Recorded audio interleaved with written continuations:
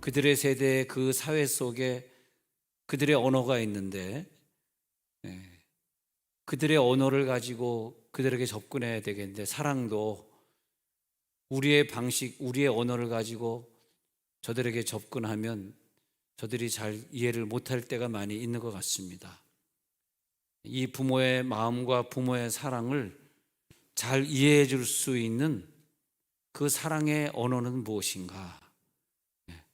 어떤 언어를 가지고 가야지 저 자녀와 나와 이 소통이 될 수 있겠는가? 그것이 우리의 숙제입니다.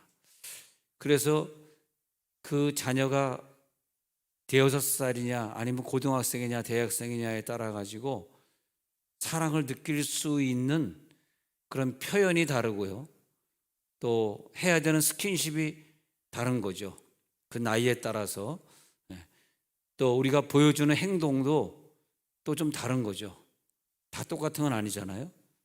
또 신앙의 모습도 마찬가지입니다. 우리가 저들에게 보여줘야 되는 신앙의 모습이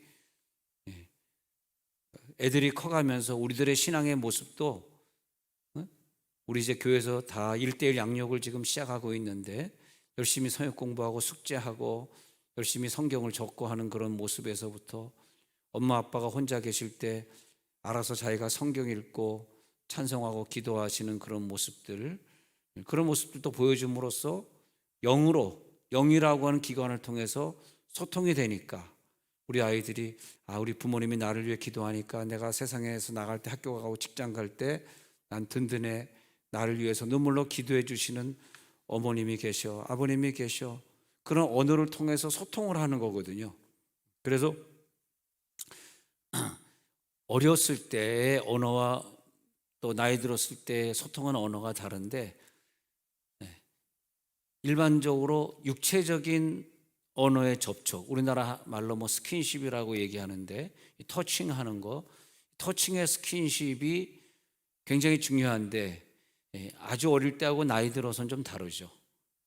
뭐 중학교 때 내가 덩치 커져가지고 말이에요, 엄마를 막 만지려고 그러면 얼마나 징그러워. 야, 징그러워, 만지마.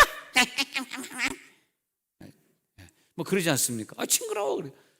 징그러워라는 표현을 쓰면 안 되는데, 우리가 얼떨결에 그냥 갑자기 그냥 이따만한 손이 와가지고 그냥 엄마의 가슴을 막 만져, 어머머, 야, 막 그러면 얼마나 징그러워요. 근데 그 징그러운 게 아닌데, 그래서 아이고, 내가 실수했구나, 내가 그러지 말아야 될 걸, 얘를 내치지 말아야 될 걸, 그런 생각을 우리는 종종 하게 됩니다. 초등학교 전에는 아이들을 육체적으로 접촉해 주면서 계속 신체적 접촉을 많이 해야 합니다. 그래서 뒹굴고, 게임도 말이에요, 가정에서 하는 게임도 이렇게 멀리 떨어져서 앉아서 하는 게임보다는 같이 막 뭐 방석을 하나 갖다 놓고 누가 먼저 올라가나, 누가 언제 제일 많이 올라가려면 방석에 올라서 막 껴안아야지 막 떨어지지 않잖아요.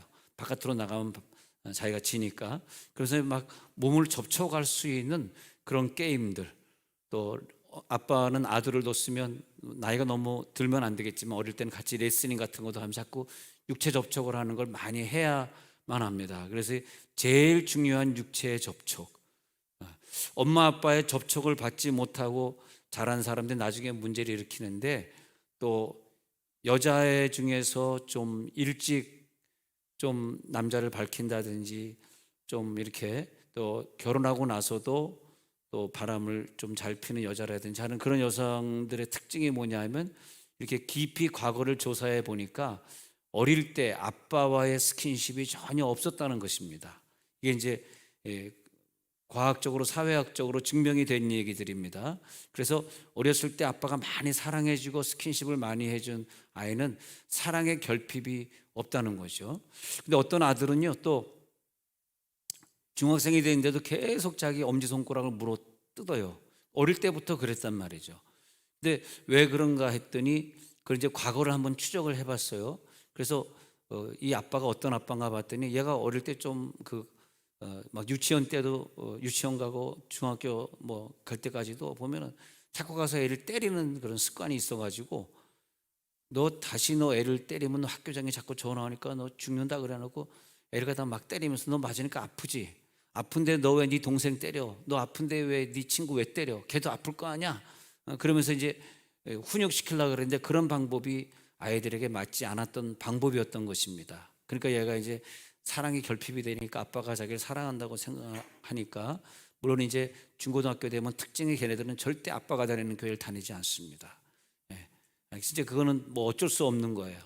아빠와의 사랑이 멀어지면 아빠가 있는 곳에 내가 있고 싶지 않고 아빠가 가진 직업을 갖고 싶지 않습니다.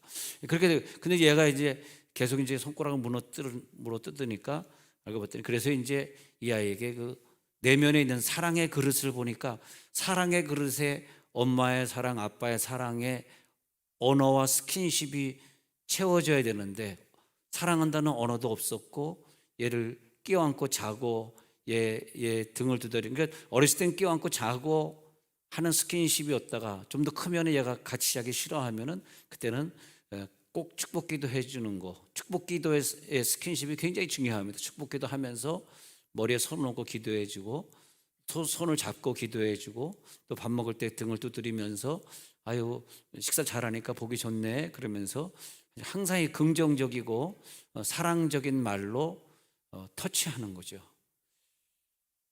나이 좀 들어서 우리나라의 이 심리학이나 내적 치유가 사실은 들어온 게 1980년대입니다. 그러니까 70년대 우리가 어릴 때 자랄 때 우리 부모님들은 그런 부분에서 이 상담학이나 이런 부분에 대해서 사실은 일자 무식자들입니다. 제가 어렸을 때 무슨 뭐 상담학을 공부한 적이 없으니까요.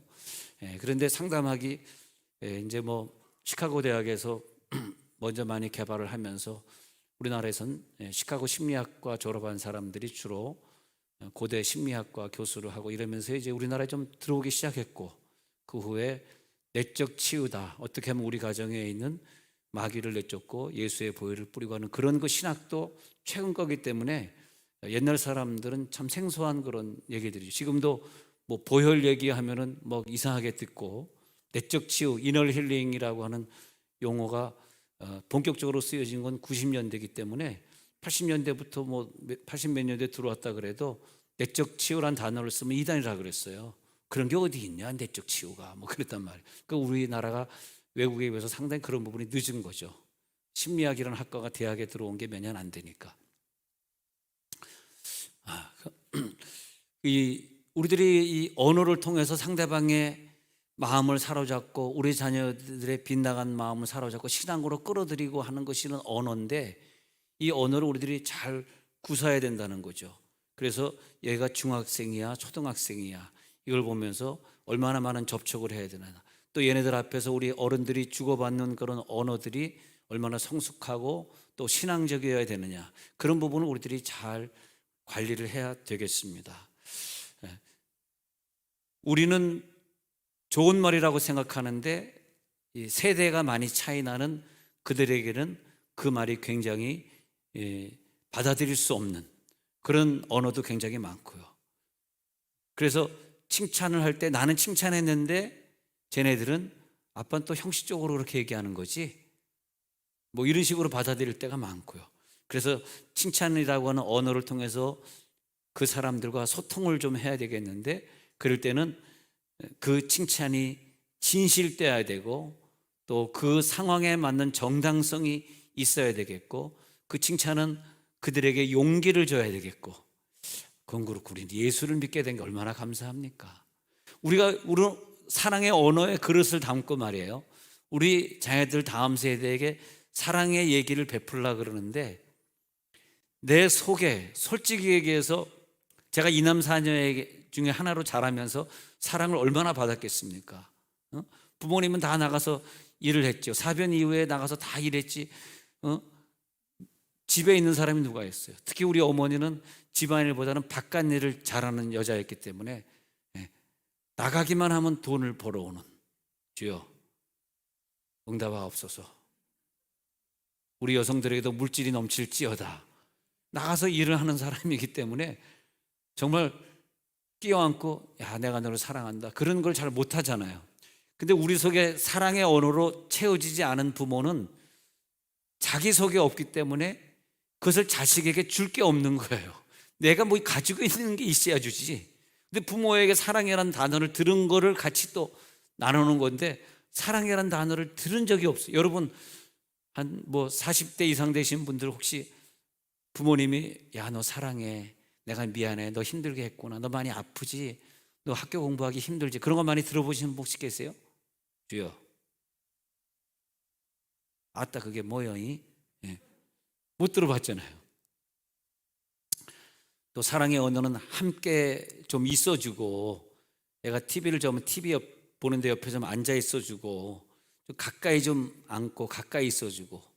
그래서 나는 우리 교인들에게 혹시 우리들이 좀 능력이 되신다면 좀 같이 여행을 좀 다니시라. 그래서 우리 여행을 다니면, 그래서 우리도 이제 지금 애들이 커서 그러지 않지만 어렸을 때 하도 핸드폰을 붙들고 있어서 이걸 좀 어떻게 해서 끊을까 해가지고 미국을 갔습니다. 미국 가는데 그다음에 이제 로밍을 안 했기 때문에 핸드폰이 안 되는 거죠. 그걸 모르고 따라온 거죠. 얘네들 속아가지고 따라온 거죠. 로밍 안 해줬으니까 핸드폰이 안 되는 거야.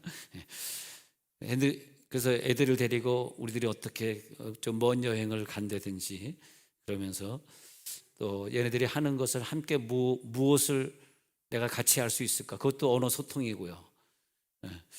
그런데 그 언어 소통 중에서 우리가 공무원이나 아니면 뭐 군인이나 뭐 교사나 이런 직업을 가질 때에 좀 힘드시지만 우리 어린아이들이 볼 때 이 직장에서 내가 힘들어하는 모습을 안 보였으면 좋겠습니다. 왜냐하면 내가 교사, 나는 이 나라의 봉사라는 너무나 좋은 직업을 갖고 있고, 내가 아이들 만나면 그 아이들에게 용기를 주고, 또 부모 밑에서 자라지 못한 아이들이 많이 있잖아요. 학교 가면은 그 아이들을 내가 부모처럼 사랑해주고, 그래서 나는 이 사회를 위해, 이 인류를 위해, 이 국가를 위해 나는 지금 봉사하고 있어. 이런 위치가 굉장히 중요합니다.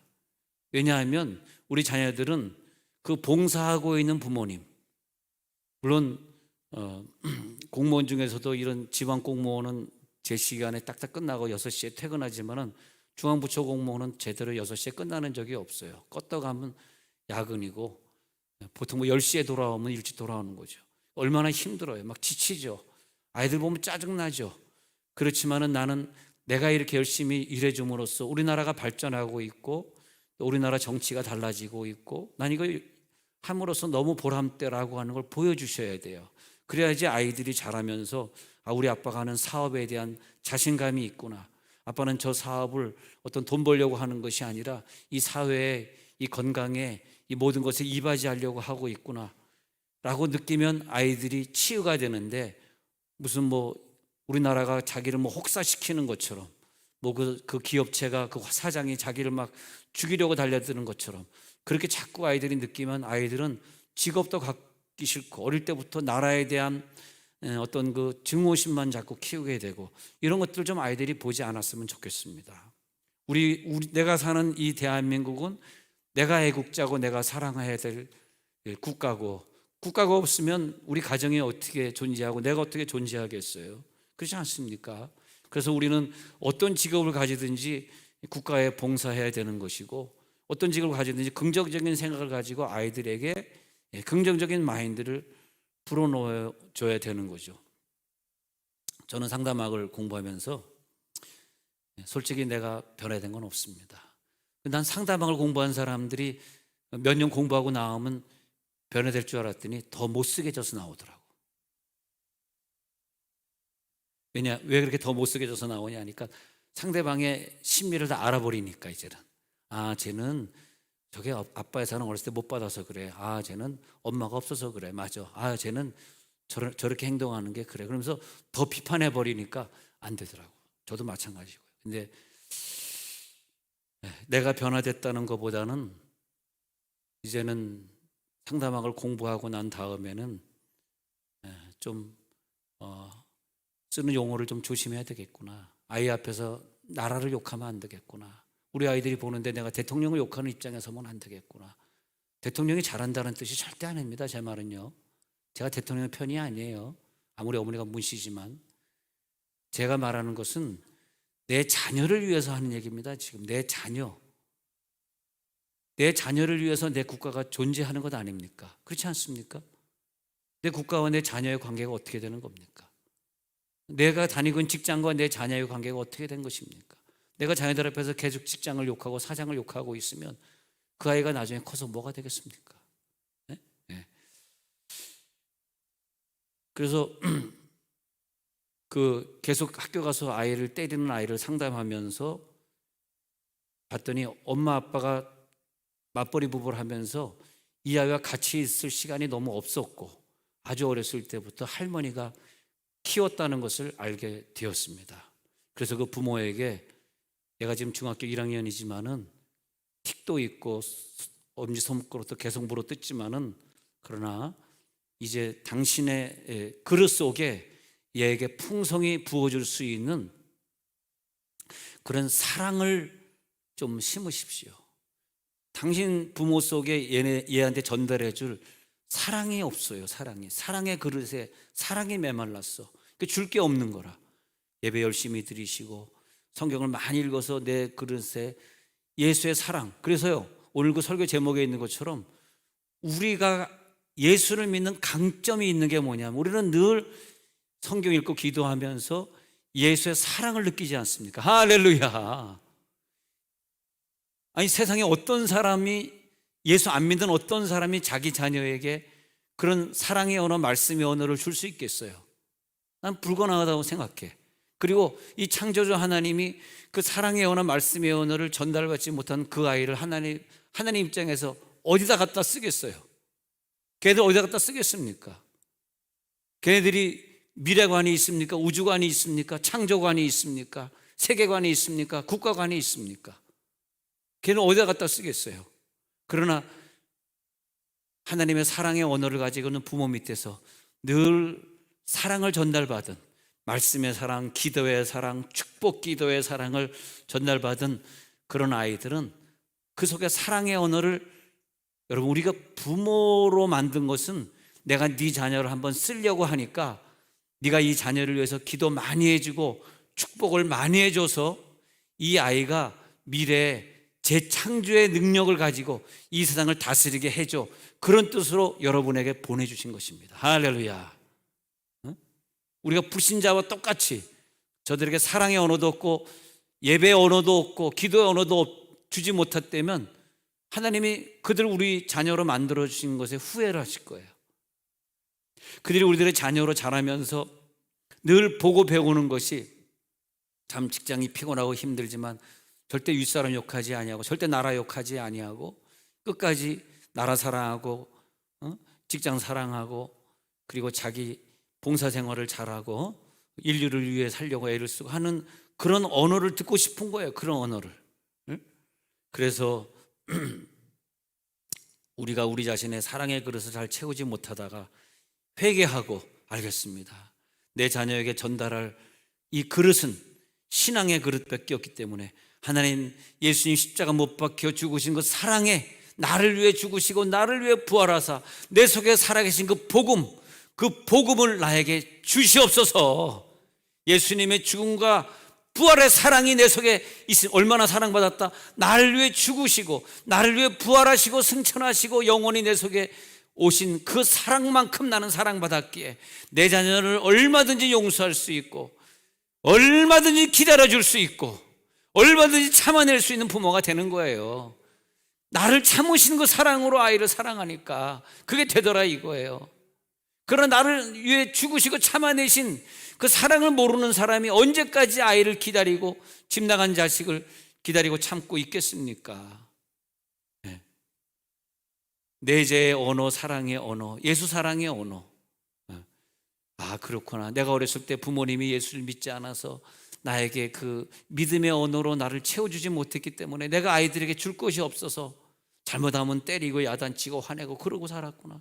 이제는 회개해야지라고 부모가 회개하고 자기의 사랑의 그릇을 담아서 아이들에게 좀 중학교에니까 좀 늦었지만은 계속 사랑의 언어, 그리고 이제 신앙생활을 제대로 하면서 제대로 하는 신앙생활을 보여주니까 그때 아이가 공부하기 시작하고 게임 끊고 엄마한테 미안하다는 말 하기 시작하고 자기 속에 사랑이 채워지니까 게임을 끊을 수 있는 에너지가 생기고 손톱 안 물어 뜯어도 사랑이 내 속에 들어오니까 그렇게 살 수 있고, 할렐루야. 그런 행복한 어른이 되기를 바라고 있는 거죠. 이 아이가 자라서 행복한 생활을 하는 어른이 됐으면 좋겠다. 하나님, 저에게 사랑의 언어 주기 위해서 내가 주님 앞에 돌아가겠습니다. 주님, 이제 내가 신앙생활 제대로 하겠습니다. 내 아이를 위해서. 메마른 들과 험한 산 갈 바를 몰라 헤매며 영죽게 된 지경에서 어머니 기도 못 잊어 나 집에 돌아갑니다. 어머니 기도 못 잊어 새 사람 되어 살려고 나 집에 돌아갑니다. 우리 좀 섭섭했는데 그래도 이 권사님이 한 명이 쳐주니까 또 한 사람이 쳐줄 때 미안, 같이 칩시다. 자, 같이 가자. 자, 우리의 사랑의 언어 중에 최고의 사랑의 언어는 또 뭐가 있냐면, 하나님이 우리들에게 언어로 명령할 수 있는 권세를 주셨잖아요. 그 언어의 명령의 권세, 그것을 위하여 내가 만나는 사람들에게 그 복을 위하여 복을 빌라고 나를 선택하신 거거든요. 이 자녀와 나와의 관계는 최대한 많은 복을 빌라는 거죠. 베드로전서 3장 9절 한번 읽어보겠습니다. 베드로전서 3장 9절에 보면 시작. 악을 악으로 욕을 욕으로 갚지 말고 도리어 복을 빌라. 이를 위하여 너희가 부르심을 받았으니 이는 복을 이어받게 하려 하심이라. 이 짧은 문장 안에 다 들어가 있지 않습니까? 내가 악한 행동하는 자녀를 악으로 다스리고 싶고, 또 욕을 배운 아들에게 내가 욕을 안 했는데 네가 왜 욕을 하고 다녀 하면서 막 욕해주고 싶고, 그러지만은 그러지 말라 이거야.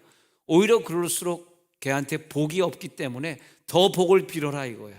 그리고 나를 그들의 부모로 만들어준 것은 왜 내가 그들의 부모로 부르심을 받았고, 이 젊은 세대의 변화를 추구해가는 세종원누리교회로 내가 왜 부름을 받았냐 하면은 복을 유업으로 이어서 받게 하려고 나를 부르셨다는 거예요. 그러니까 우리가 예수 믿었다는 것은 뭐냐 하면 내 자녀들이 그 복을 유업으로 이어받게 하려고 해주셨다. 그러면 얼마나 귀한 얘기입니까?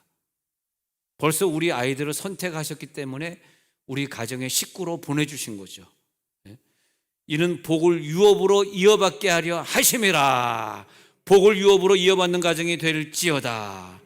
우리를 가족 되게 하신 이유, 자녀와 부모 되게 하신 이유가 뭐냐 이거예요.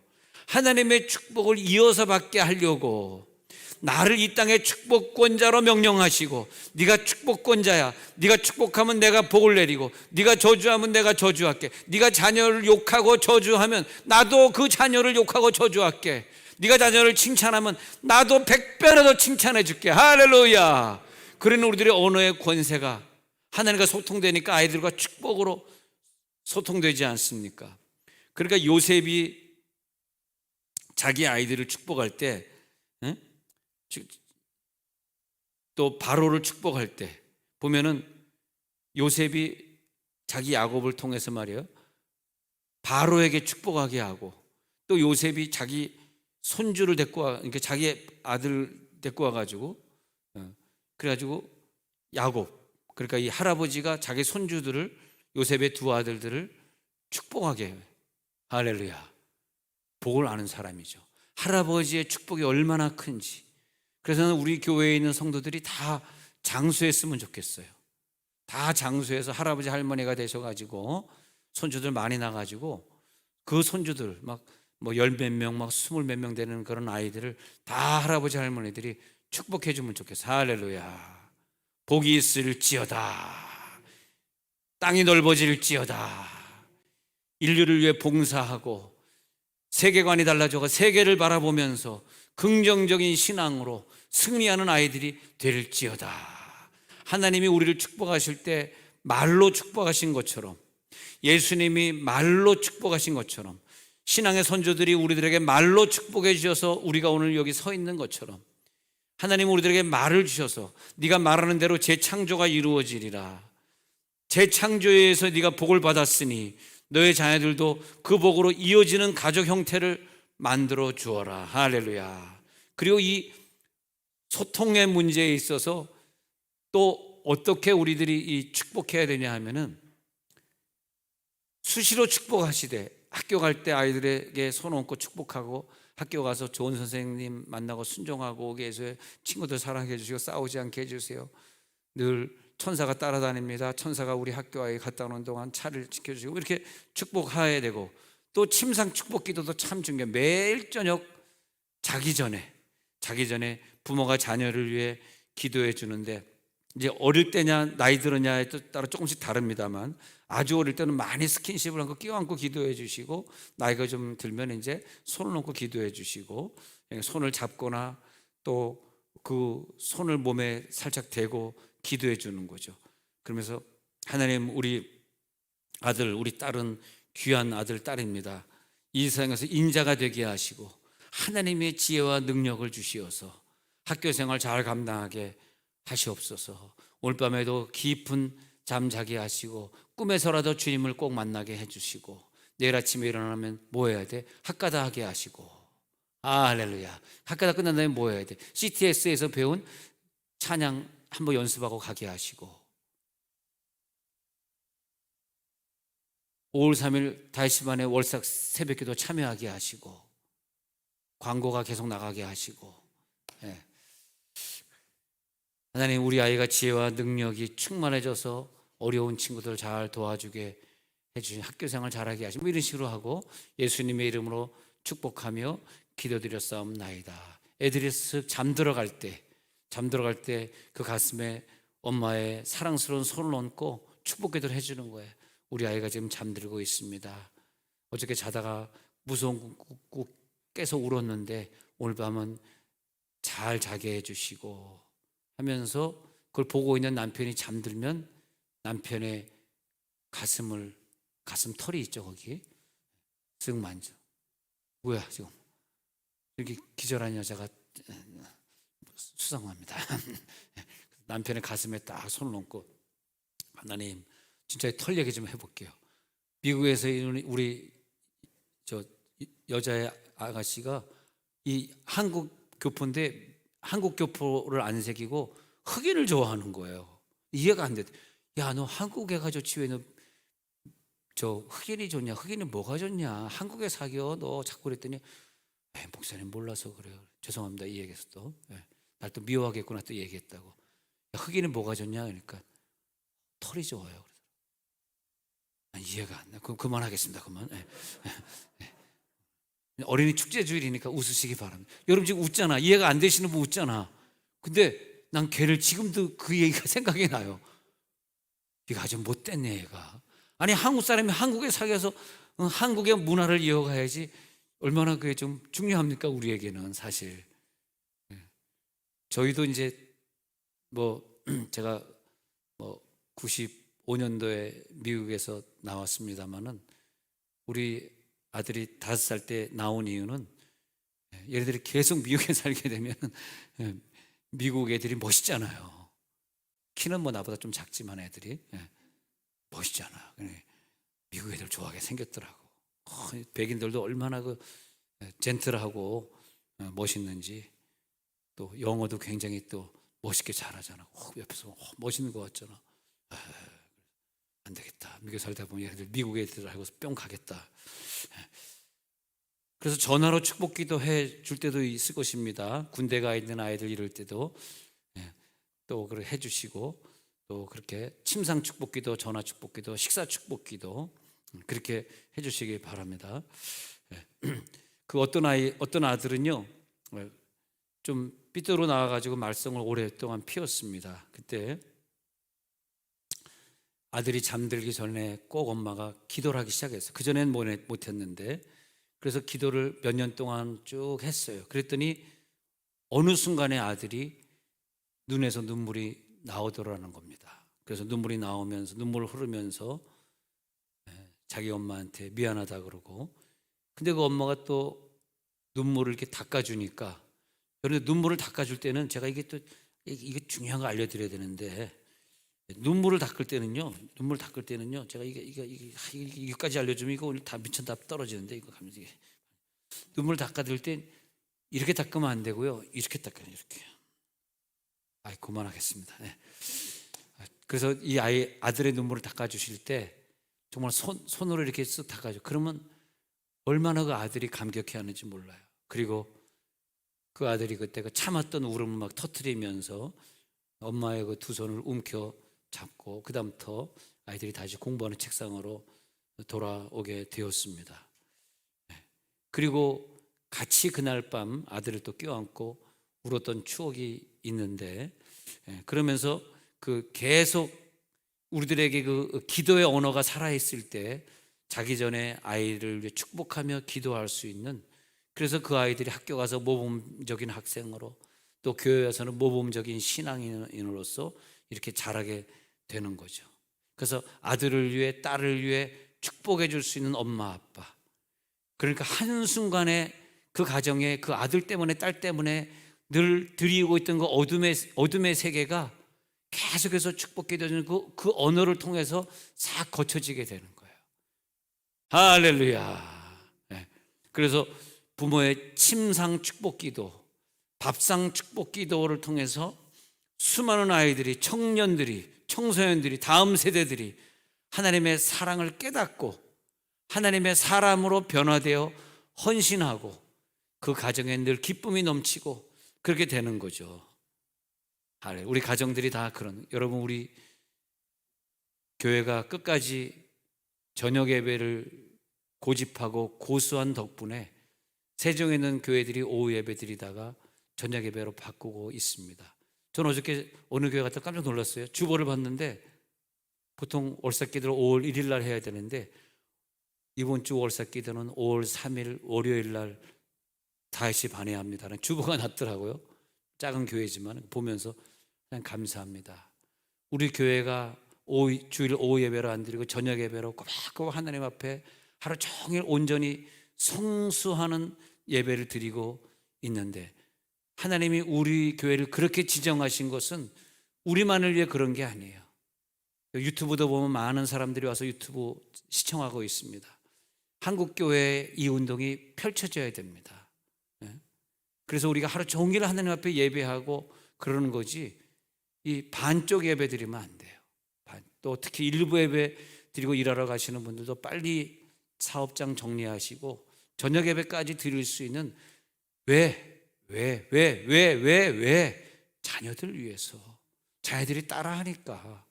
우리가 일주일에 한 번 예배 드리면 자녀들은 한 달에 한 번 예배 드리고 그 다음 세대 애들은 한 달에 한 번도 안 드리게 되면 천국을 다 같이 못 가잖아요. 천국에 다 같이 가려면 우리의 예배 생활의 언어를 통해서 사랑을 체험하고 그 십자가 사랑을 저들에게 축복기도 해주고, 내가 지금 좀 구원의 확신이 없고 믿음이 없다 할지라도 내 자식을 위해서, 내가 지금 너무 바쁘다 할지라도 내 자식을 위해서. 그래서 월삭 축복기도회는 부모들이 아이들 데려와서 6시에 예배 마치면 아이들 와서 이 5월 한 달도 하나님 복을 주세요라고 아이들이 축복기도 받고 가지 않습니까? 응? 네. 우리가요 일부러 야 사랑한다, 너 사랑하는 거 알지, 이렇게 쫓아다니면서 하기는 좀 어려운데, 밥상에서 식기도 하면서 사랑의 표현에 식기도 하는 거, 또 그런 다음에 자기 전에 사랑의 표현에 식기도 하는 거, 이건 가능합니다. 그때 기도하면서 사랑을 전달하는 거죠. 예수님도 어린이들이 내게 오는 걸 금하지 말라 그러고 다가오게 하시고, 그 다음에 성경에 보니까 저들을 만져주시고, 그 다음에 저들을 안수기도 해서 병도 고쳐주시고, 예수님이 아이들을 스킨십 하시고 축복 기도하시고 병 고쳐주시고, 우리도 그렇게 하라는 거예요. 손을 얹을 때, 끼워 안을 때, 그렇게 기도할 때, 스킨십과 함께 기도가 나갈 때 그 아이들이 축복 속에, 사랑 속에, 기도 속에 하나님의 은혜를 체험하며 자라게 되는 거죠. 할렐루야. 그렇게 되는 거죠. 그래서 우리도 축복 기도할 때는 창세기 12장 2절에 있는 것처럼 내가 너로 큰 민족을 이루고 네 이름을 창대하게 하리니 너는 복이 될지라. 이것이 뭐냐면 너는 복이 될지라 하면서 그의 미래를 기도해 주는 거죠. 기도하는 방법 말씀드립니다. 우리 자녀들을 기도해 줄 때 하나님 얘가 복이 되게 해주세요 라고 하는 기도도 있는데, 먼저 그것보다는 우리들이 배워야 될 것이 성경에서 가르치는 기도 방법인데 그냥 명령해 버리는 거예요. 너는 그런 훌륭한 사람이 될 거야. 그래서 이 국가를 위해서 너는 너의 충성을 이바지하는 사람이 될 거야. 이러면서 너는 복이 될지라입니다. 복이 될지라. 이렇게 얘기하면 100% 되는 겁니다. 너는 복이 될지라. 너는 훌륭한 사람이 될 것이다. 너는 이것을 이루고 말 것이다. 이렇게. 그래서 창세기 12장 2절에서는 내 이름을 창대케 하리니 너는 복이 될지다. 그 다음에 창세기 26장 24절에서는 내가 너와 함께 있어서 내게 복을 주어 내 자손으로 번성케 하리라. 이사가 네 자손으로 번성케 하리라. 이렇게 창세기 26장 24절에 말하거든요. 그래서 네 자손으로 번성케 하리라. 그러니까 자손이 많아지는 거죠. 그대로 되는 거죠. 예수님이 베드로를 만나 축복하실 때 너를 개바라 하리라 이렇게 명령을, 개바라 하리라. 너는 사람 낳는 어부가 되리라. 네가 천국의 문을 열면 내가 열고 닫으면 내가 닫으리라. 이렇게. 그리고 누가복음 10장 5절에서 우리 그 열 제자를 갖다 파송하면서 축복의 장면을 말할 때 한번 읽어봅시다. 시작. 어느 집에 들어가든지 먼저 말하되 이 집에 평안할지어다 하라. 이게 이제 명령문입니다, 여러분. 우리 속에 예수가 들어온 그날부터는 그 전까지는 하나님 이 가정에 복을 받게 하옵소서 했는데, 예수가 들어온 다음부터 우리가 예수가 됐기 때문에 예수가 하는 말과 똑같은 말을 하는 거예요. 예수가 하듯이 하면 돼. 물론 우리가 예수는 아닙니다. 내 속에 예수가 계시다는 거죠. 그러니까 이 가정에 평안할지어다 하면 그대로 하는 평안을 주겠다는 거야. 그러니까 자식에게도 너는 복이 될 것이다. 할렐루야. 너는 잘 될 것이다. 네. 그래서 이제 창세기 49장 3절부터의 내용을 이렇게 보면은 참 이상하거든요. 창세기 49장 3절에서 야곱이 12 아들을 축복하는 장면을 이렇게 보면은 어떤 아들에게는요 될 것이다 라는 말을 안 해요. 49장 3절을 제가 읽어보면 르우벤아 너는 장자여 너는 권능이 탁월하다마는 4절에서 물의 끓음 같고 뭐 너는 탁월하지 못하리니 뭐 아버지의 침상에 올라 너는 더럽혔고 너는 그 침상에 올랐었도다. 이게 다예요. 르우벤아 너는 복이 될 것이다. 이게 없어요. 잘 보세요. 3절 4절. 그 다음에 49장 5절에 가서는 시몬과 레위는 형제, 뭐 그들의 칼은 폭력의 도구가 되고 뭐 소의 발목 힘줄을 끊었까. 그 7절에 가서 보니까 그 노여움이 혹독하다, 뭐 저주를 받을 것이다, 뭐 이런 얘기를 하고 있지. 그러니까 말이에요, 우리가 이 자손에게, 이 자식에게 얼마나 축복해도 하는 아빠 엄마가 되는 게 얼마나 중요합니까? 이렇게 걔네들에게 축복을 안 하니까 걔네들이 정말 전쟁이나 일으키고 싸움이나 싸우다가 맨날 죽어나가고 그런 아들로 끝나는 거예요. 한번 보시기 바랍니다. 그리고 7절에 다시 보니까 그 노여움이 혹독하니 저주를 받을 것이요 말이야. 분기가 맹을. 그래서 야곱 중에서 나뉘어지면서 이스라엘 중에서 그들 흩어져 버리겠다는 거예요. 근데 갑자기 유다 나오잖아요. 유다 8절. 그러면서 유다에게 복을 비는데 유다야 너는 내 형제 찬송이 될지라. 이제 보세요. 복을 빌 때는 너는 찬송이 될지라예요.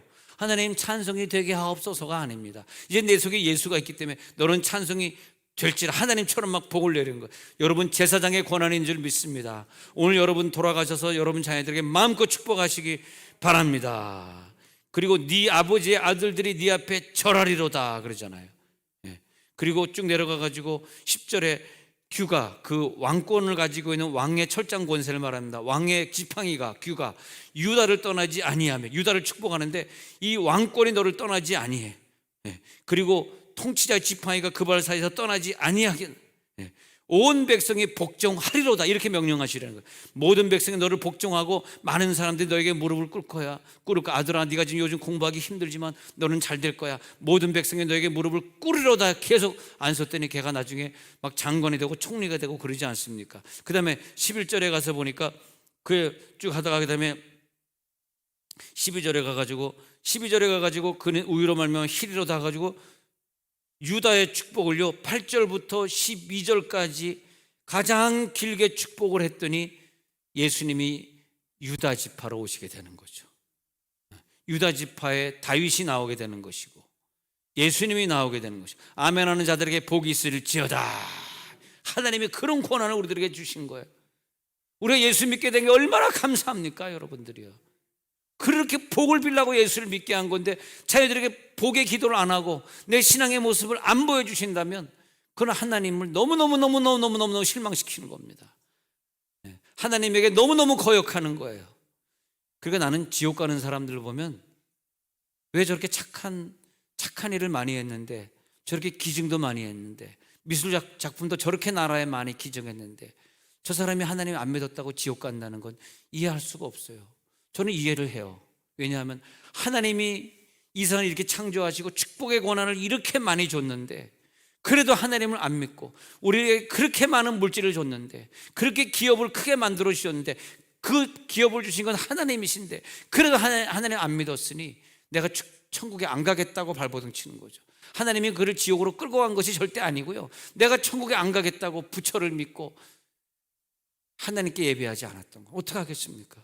하나님이 끌고 간 게 아니에요. 본인이 간 거죠. 그런데 유다를 축복하듯이 우리가 축복한. 그 다음에 뭐 스불론 보면 뭐 그의 경계가 어디까지다. 이삭을 보면은 뭐 건장한 나귀로다. 이런 복을 비는 게 없어. 이상하게 단을 보니까 16절 단을 보니까 그 백성을 심판을 하리로다. 떨어지게 하는도다. 여호와의 나는 주의 구원을 기다리나. 그 다음에 19절에 하니까 가순 군대의 추격을 받으나 도리어 그들을 이건 전쟁에 좀 이기겠다는 게 좀 좋네요. 전쟁에 이게 19절은. 20절에 보니까 뭐 왕의 수라상을 차리려다. 아마 왕은 아닌데 왕의 그 뭐 주방장을 할 건지 뭐 모르겠습니다. 20절에. 그렇게. 그다음에 21절에 보면 납달리는 노인 사람이라 뭐 아름다운 소리를 바라는데 이게 다예요. 그다음에 또 요셉 22절에 와 가지고요. 요셉은 담을 넘는도다. 그 가지가 담을 넘어가는도다. 뭐 그러면서 24절에 보니까 이스라엘 반석인 목자의 손을 힘입음이라. 25절에 보니까 전능자로 말미암느니 그 하나님이 내게 복을 주실 것이라. 위로 하늘의 복과 아래로 깊은 샘의 복과 젖먹이는 복과 태의 복이로다. 할렐루야. 요즘에 교인들 신방을 제가 하고 있는데 물론 신청자들만 받고 하고 있는데 신방 가가지고 제가 그 자녀들을 꼭 안수하면서 그런 기도를 합니다. 이 자녀들이 하늘의 복이 임하게 하시고, 할렐루야, 땅의 복이 임하게 하시고 태의 복이 임하게 하시고. 그러니까 얼마나 감사합니까? 그런 축복 우리가 빌릴 수 있다는 것이. 그 다음에 26절에 그 축복이 선조의 축복보다 나아가지고 영원한 산이 한없음 같이 이 축복이 요셉의 머리로 돌아오고 형제 중 뛰어난 자의 정수리로 돌아오리로다. 그러니까 요셉이 그냥 이날 이후로 어마어마한 복을 또 받고 자손들이 복 받고. 근데 28절에 보니까 그들에게 축복하였어. 27절에 보니까 베냐민은 물어뜯는 일이라. 아침에는 빼앗은 것을 먹고 저녁에는 움킨 것을 나누리라. 베냐민의 후손 사울 왕은 물어뜯는 이리처럼 살았지만 이 유다 지파의 축복, 요셉 지파의 축복을 누리지 못합니다. 이게 네가 어떻게 축복하는지 내가 그대로 하리라예요. 그래서 우리들이 영광을 할 때도, 영광을 하나님 앞에 올릴 때도 로마서 16장 27절에 바울이 뭐라 그러냐면, 로마서 16장 27절에 한번 읽어보세요. 시작. 지혜로우신 하나님께 예수 그리스도로 말미암아 영광이 세세 무궁하도록 있을지어다. 아멘. 이렇게 하는 거죠. 또 빌립보서 4장 23절에서 보면은 교회의 축복을 하면서 시작. 주 예수 그리스도의 은혜가 너희 심령에 있을지어다. 여러분 이제부터 자녀를 축복할 때 있을지어다. 이걸 무슨 기도? 찌어다 기도. 네가 공부 잘할지어다. 게임은 패대기 칠지어다. 찌어다 기도를 많이 해주시기 바랍니다. 요한도 요한 3서 1장 15절에 보니까 그 형제들에게 축복을 빌 때 요한 3서 1장 15 읽어보세요. 시작. 평강이 내게 있을지어다.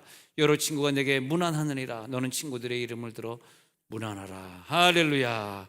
이제 우리 자녀를 위해 기도할 때 그렇게 해주세요. 너는 귀한 인재가 될지어다. 너는 귀한 인재가 될 것이야. 너는 귀한 인재야. 이 세 문장 기억하세요. 너는 귀한 인재야. 너는 귀한 인재가 될 것이다. 귀한 인재가 될지어다. 너는 하나님의 귀한 일을 하는 사람이네. 귀한 일을 할 것이다. 귀한 일을 하게 될지어다. 하나님이 너를 귀하게 쓰신대. 5월 3일 기도 5월 3일 월삭 새벽 축복 기도 갔더니 목사님이 그때 축복이 되어줬잖아. 너 녹음해 온 거 들어봐. 목사님 진짜 녹음해 온 거 들어보니까 진짜 그러네. 목사님이 축복이 되어줘야 돼. 하나님이 너를 존경받는 사람으로 쓰게 해주겠대. 그러니까 얘가 나 존경받는 사람이 돼야지. 이 쌍소리 안 해야지. 존경받는 사람 친구한테 인정받아야지. 친구 미워하지 말아야지. 사랑해줘야지. 변화되는 거거든요. 너는 훌륭한 사람이 될지어다. 훌륭한 사람이 될 것이다. 자, 이제 눈을 감겠습니다.